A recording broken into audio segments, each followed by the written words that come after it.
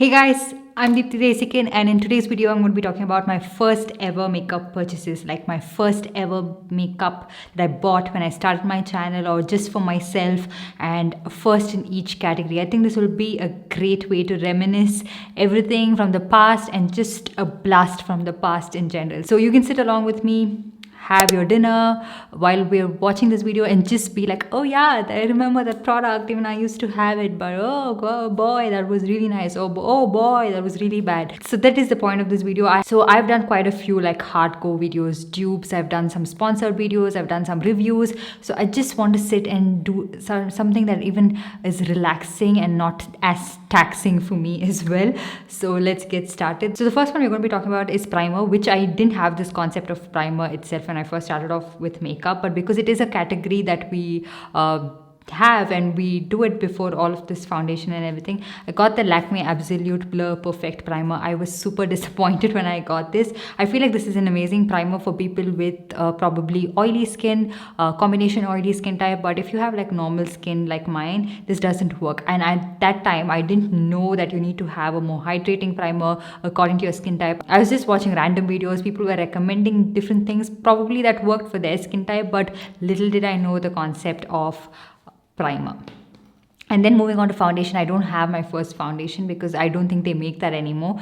It is the L'Oreal True Match foundation, which is the original foundation, the original packaging where it didn't come with pump and it was a small bottle. I think it is still available around the world except for India because they have changed the packaging a couple of times, reformulated it a couple of times, but that was my first ever foundation. And after that I was super disappointed with my shade match because I got it matched on my arm because that's how the sales assistant sold it to me. I didn't know that you have to match it on your face because I don't think I ever watched YouTube videos that time, so there was not much awareness about all of this. So I just bought whatever she recommended and it looked so bad on my skin. Like in about an hour it used to oxidize. It was not my skin, it was not matching my skin tone at all. The undertone of the foundation was very different, so that was a really bad purchase. Did I learn a lesson from that mistake? Nope. My next foundation was a super expensive one. It was from Dior and it was for 3,000 rupees. And I'm not sure what the variant of that was, but it looked really nice in skin like, just that again I got it in the wrong shade. I don't know if it still happens, but do you remember that time when people used to sell us a shade like 3 times lighter than our skin tone or 4 times lighter than our skin tone? Yeah, it was like that. Embarrassing. I've worn that to so many occasions as well, and I used to be so proud, like, oh, look at me, I'm wearing foundation and all. But little did I know that you have to prep your skin. I used to use this foundation directly on my face, just like that. I don't even remember if I moisturized my face. Poor skin. So sad. The things my skin has been through. Oh my god. I don't even think I used a moisturizer. Forget a primer and all. Who knew you had to moisturize your face right before you applied a foundation? Now you'd be like, silly girl, didn't you know that? But did you really know that back in the day? Or am I the only one? Don't let me be the odd one out, please. Let me know that you were also one of that. I'd be glad. And then concealer.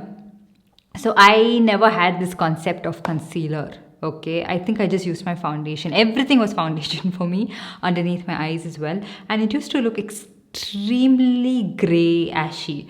My mom used to always tell, why is your under eye area looking silver? That's how it was, because it first of all is a lighter shade, and then I used it on my under eye area for my dark circles. So then I asked the sales assistant, and I used to always run to the L'Oreal counter, directly L'Oreal, no other counter. I don't even think I even saw anything else. Was there Revlon that time? Yeah, there was. It's not that, like, I'm talking like I was back in 1960s or something. It was in the year like 2010-ish. Yeah, so it's not even that old, but I don't think I remember seeing any other brand. So I went ahead and got L'Oreal True Match Concealer, which I did like. But again, not the best in terms of undertone. It doesn't really correct my under eye area. It doesn't really conceal it pretty well. And I have used it quite a lot. It's almost done. So this was my first ever concealer. I was very happy with it then. But now I have found better options, of course. And then I think that was the only concealer I used for the longest time. And then I invested in the LA Girl concealer, which I did really like. Yeah. LA Girl concealer. And then What did we do next? What do we do next? Why am I blank suddenly? Okay, yeah. And then moving on to powder. So powder also, I had the L'Oreal True Match powder, the one that comes in the same packaging. Yeah, that powder, completely different shade, completely different undertone. Oh, mess. And I didn't even require a powder because I never moisturized my skin at all, and I used to powder the foundation as well. Like I was so good, disciplined. I had to powder my face because I thought that's how it's supposed to look, but no, it was looking so bad. And that powder and that foundation and everything was a hot cakey mess. And next up we are talking about blush. Again, never knew that you need to apply blush, you need to apply a bronzer to get a little bit of life back, a little bit of, like, feature enhancing of your features and everything. So it was just like a flat face.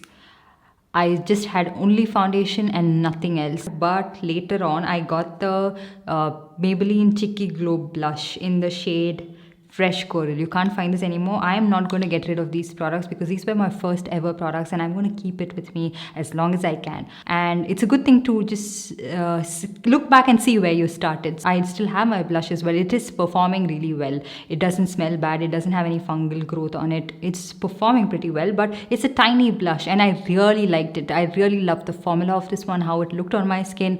One of the best blushes that I've used. I'm so disappointed that they don't have this anymore. I wish that they came up with the same formula in a bigger packaging where your blush brush can actually fit into this really well. But this was a really good blush. And then for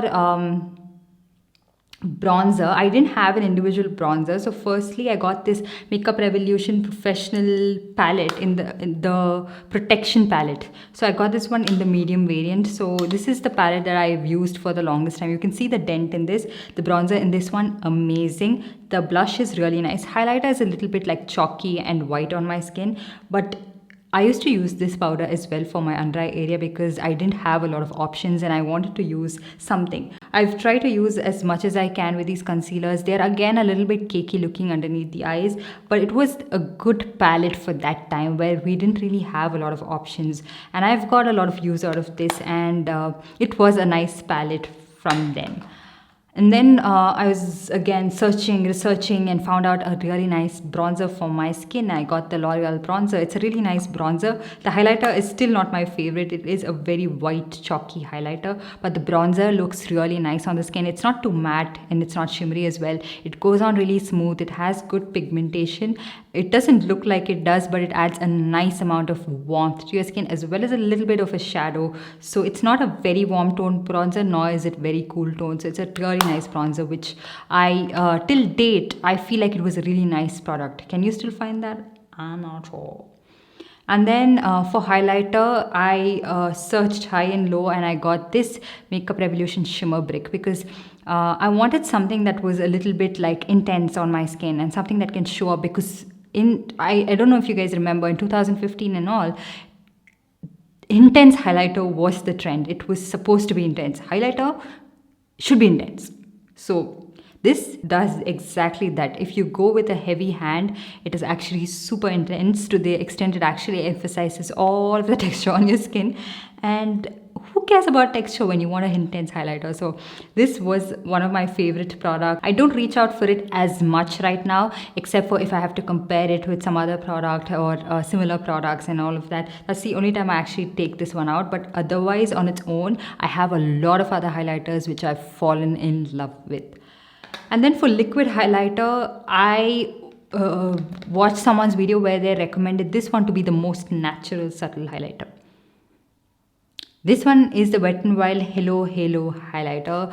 This has a lot of shimmer. Like, trust me, if you apply this on the high points of your cheek, the shimmer just spreads everywhere. Eventually, it'll be all over your face.